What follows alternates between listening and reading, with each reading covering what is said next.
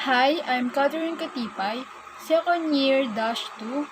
I will discuss the characteristics of black and white film and the characteristics of colored film. Emulsion.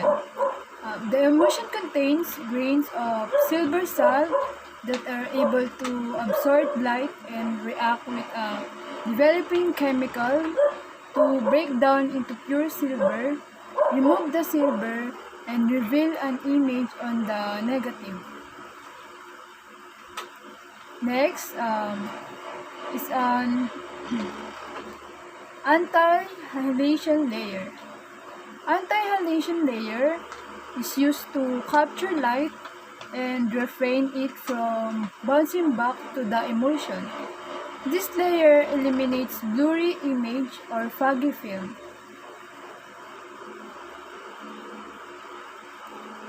Next is a plastic film base.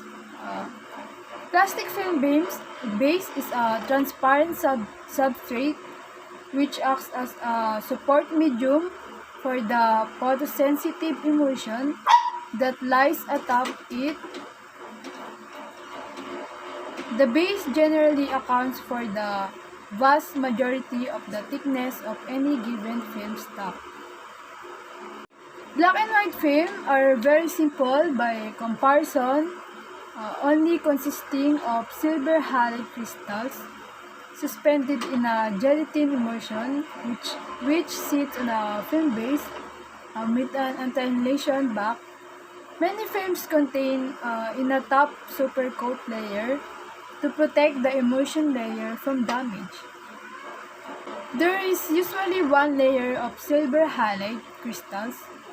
When the exposed silver halide grains are developed, the silver halide crystals are converted to metallic silver, which blacklights and appears as the black part of the film negative.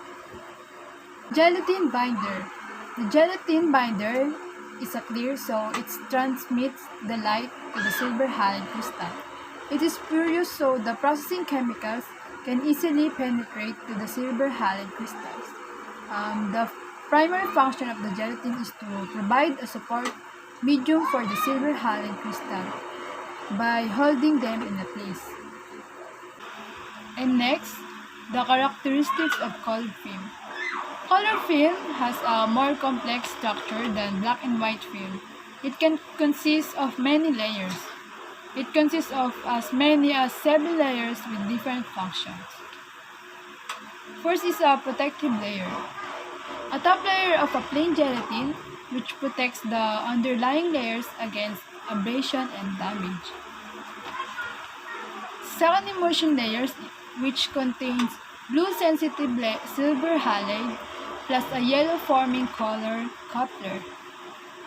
This is a colorless substance that reacts with the decomposition products of the developing agent to generate dye in all areas where our silvery image is produced and in proportion to the density of the silver image.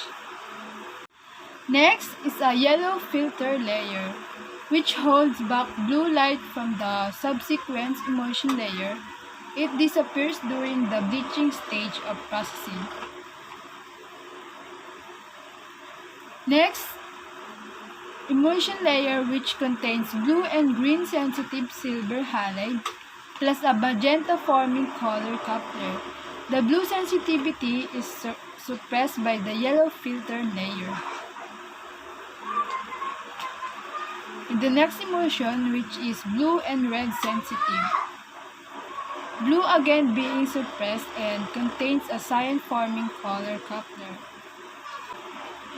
Film base. The film base or support of clear cellulose acetate or sometimes polyester, typically about 0.005 inch thick. A substrate which ensures optimum adhesion of the emulsion layers to the film base and may also contain light-absorbing silver to prevent the scattering of light by reflection from the support surface.